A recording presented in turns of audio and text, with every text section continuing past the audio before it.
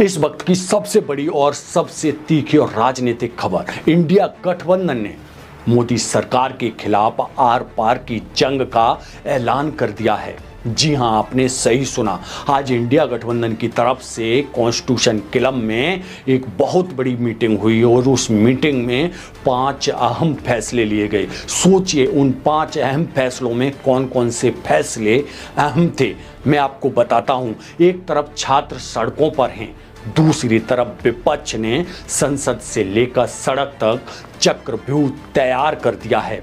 कांग्रेस अध्यक्ष मल्लिकार्जुन खड़गे के इस बयान ने दिल्ली से लेकर नागपुर तक सियासी हलचल तेज कर दी है। जो ये तस्वीरें आप देख रहे हैं, ये तस्वीरें कोई आम नहीं है, ये बहुत बड़ी तस्वीरें हैं। सुनिए इंडिया गठबंधन की बैठक में क्या तय हुआ है। साफ साफ और सीधे शब्दों में विपक्ष ने अब रक्षात्मक रवैया छोड़ दिया है। जी हां, आपने सही सुना, और सीधे सरकार के सबसे मजबूत किले पर वार कर दिया है। जी बिल्कुल सही बात है। आज इंडिया गठबंधन की तरफ से बहुत बड़े बड़े पार्टियों के नेता शामिल हुए। आपको बता दूं, सबसे बड़ी चोट शिक्षा मंत्रालय पे की गई। नीट और सीबीएसई परीक्षाओं में जो धांधली हुई है, जो पेपर लीक का कलंक लगा, उसे लेकर विपक्ष ने केंद्रीय मंत्री धर्मेंद्र प्रधान का तुरंत इस्तीफा मांग लिया है। जी हां, आपने सही सुना। विपक्ष का सीधा आरोप है कि करोड़ों छात्रों का भविष्य अंधेरे में धकेल दिया है और सरकार शुतुरमुर्ग की तरह आंखें बंद किए बैठी है। सोचिए, जब कॉकरोच पार्टी का भी 6 तारीख को कितना बड़ा आंदोलन हुआ, जंतर मंतर पर कितने लोग इकट्ठे हुए, कितने छात्र इकट्ठे हुए, उसको लेकर किस तरह का हलचल पैदा हुआ। मुश्किलें सिर्फ शिक्षा मंत्री तक सीमित नहीं है। मल्लिकार्जुन खड़गे ने केंद्र सरकार को अल्टीमेटम दे दिया है। मांग की है कि सरकार तुरंत ऑल इंडिया मीटिंग यानी सर्वदलीय बैठक बुलाए। मुद्दे क्या होंगे? वो मुद्दे जिससे सरकार बचना चाहती है। पहला, रिकॉर्ड तोड़ बेरोजगारी। जी हाँ, आपने सही सुना। देश में किस तरह की बेरोजगारी चल रही है और उस पर खामोश है। दूसरा, कमर तोड़ महंगाई। महंगाई आपने देखा है कि किस तरह से चरम सीमा पर पहुंच चुकी है। और तीसरा, दाने दाने को तरसता किसान। सोचिए किसानों की कितनी बड़ी मुश्किलें आ रखी हैं, लेकिन सरकार ने आंखें बंद कर ली हैं। लेकिन सबसे बड़ा धमाका अभी बाकी है। विपक्ष अब चुनाव प्रणाली और संसदीय मर्यादाओं को लेकर सीधे देश के मुख्य न्यायाधीश यानी सीजेआई को पत्र लिखने जा रहा है। खड़गे ने इसे सीधे सीधे वोट की लूट करार दिया है। यानी अब ये लड़ाई सिर्फ बयानों तक नहीं, अदालत और कानून के दरवाजे तक पहुंच चुकी है। सोचिए, जब कह रहे हैं कि वोट की लूट हो रही है, वोटों में डकैती डाली जा रही है, जिस तरह से बंगाल में किस तरह से वोटों को चोरी किया गया, या यूं कहें SIR के नाम पर किस तरह से धांधली की गई। ये सिर्फ एक बैठक का प्रस्ताव नहीं है। विपक्ष ने आगामी अगली तारीख और जगह भी तय कर दी है।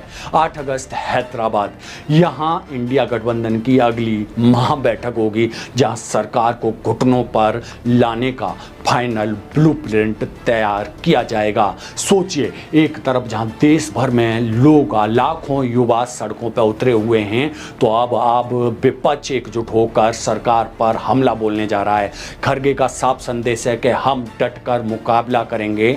अब देखना यह है कि चौतरफा गिरी बीजेपी सरकार विपक्ष के स्थिति के प्रहार का क्या जवाब देती है। शिक्षा मंत्री तो ऐसे कुर्सी से चिपके बैठे हैं कि उनका तो माना ही नहीं जा सकता कि देश में कोई जो पेपर लीक हुआ है, क्या हुआ है, उन्हें कोई लेना देना नहीं है, लेकिन उनको तो कुर्सी चाहिए।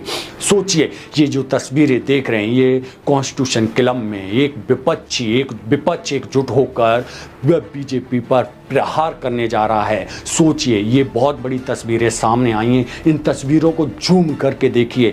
राहुल गांधी और सपा के प्रमुख अखिलेश यादव, ममता बनर्जी और उनके साथ अभिषेक बनर्जी और उद्धव ठाकरे की पार्टी से उद्धव ठाकरे, और कहें जिस तरह से संजय राउत, बहुत बड़े बड़े लोग इसमें शामिल हुए। एक और बात सामने निकल कर आई, लेकिन इस इंडिया गठबंधन की बैठक से आम आदमी आदमी पार्टी ने पहले किनारा कर लिया और ऊपर से जो स्टालिन की जो पार्टी है उन्होंने भी इस गठबंधन की कहें इंडिया अलायंस की जो मीटिंग से बैठक से अपने आप को दूर रखा। लेकिन इस बार जो 23 पार्टी आ रही थी, लेकिन इसमें जो अभी टीवीके का पार्टी है जो अभी हाल ही में तमिलनाडु में सरकार बनाई है, जो थलपति विजय जो अभिनेता हैं उनकी भी इसमें एंट्री हुई है।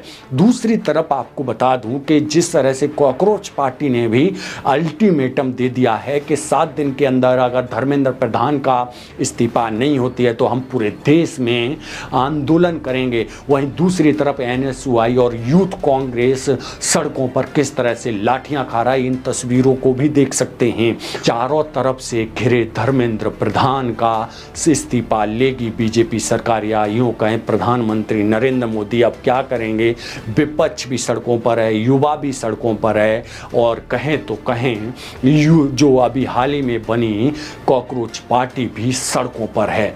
तो अब धर्मेंद्र प्रधान के लिए मुश्किलें बढ़ गई हैं और दूसरी तरफ सरकार के लिए भी बहुत बड़ी मुश्किलें बढ़ गई हैं। तो क्या अब धर्मेंद्र प्रधान इस्तीफा देंगे या फिर यूं ही शुतुरमुर्ग की तरह आंखें बंद करके कुर्सी से चिपके रहेंगे। फेविकोल का जुड़ाव है जो छूटता नहीं है कुर्सी से। सोचिए जिस तरह से आज इंडिया गठबंधन ने जो बैठक बुलाई थी उससे पहले दिल्ली की सड़कों पर किस तरह से घबराई बीजेपी ने, जो इंडिया गठबंधन के लोग हैं उनके बयानों को किस तरह से पोस्टर लगा के जगह जगह लगाया था। ये भी बहुत बड़ी बात है कि इससे साफ नजर आता है कि अब विपक्ष से बीजेपी घबरा रही है, या यूं कहें प्रधानमंत्री नरेंद्र मोदी और गृह मंत्री अमित शाह के भी पसीने छूट रहे हैं। ऐसा अनुमान लगाया जा रहा है, ऐसा कयास लगाया जा रहा है। आपका क्या अनुमान है? आप अपनी राय कमेंट बॉक्स में जरूर रखिए कि जिस तरह से आज विपक्ष की सबसे बड़ी बैठक हुई है, उस बैठक में जो 5 फैसले लिए गए हैं कि धर्मेंद्र प्रधान को तुरंत इस्तीफा देना चाहिए और दें प्रधानमंत्री नरेंद्र मोदी, बीजेपी सरकार धर्मेंद्र प्रधान का तुरंत इस्तीफा ले। दूसरी तरफ वहीं वोट की चोरी का भी बहुत बड़ा मुद्दा उठा। वहीं तीसरा मुद्दा ये था कि जो महंगाई है, भ्रष्टाचार है और तमाम वो चीज़ें हैं उनको लेके भी सरकार पर हमला बोला इस मीटिंग में। और चौथा ये है कि किसानों की जो आय है, किसान किस तरह से त्रायमाएँ कर रहे हैं और महंगाई है वो कितनी सर पर वो बैठी है, उसको लेकर भी विपक्ष ने आज सरकार पर हमला बोला और अपना ये एजेंडा सेट किया।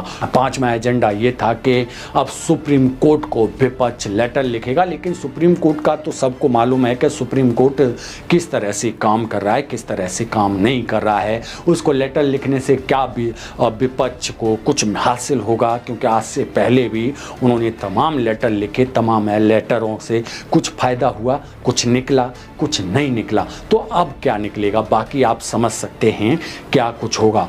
आप अपनी राय इस पूरी बैठक पर क्या देंगे, अपनी राय कमेंट बॉक्स में ज़रूर दीजिए। और अगर आप हमारे चैनल से नए हैं और अभी तक आपने हमारे चैनल को सब्सक्राइब नहीं किया है तो सबसे पहले सब्सक्राइब कर लीजिए। बाकी की खबरों के लिए बने रहिए HNP न्यूज़ के साथ। मैं DS गौतम, धन्यवाद।